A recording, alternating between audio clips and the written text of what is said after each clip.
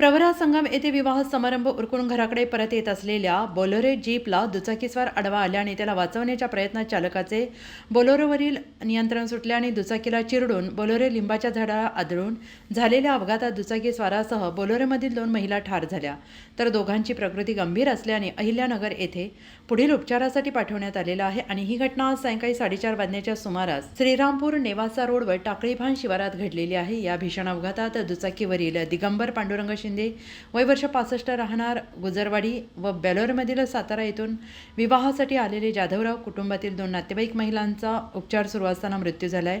इतर जखमींपैकी दोघांना उपचारासाठी अहिल्यानगर येथे हलवण्यात आलेलं असून इतर जखमींवर साखर कामगार रुग्णालयात उपचार सुरू आहेत.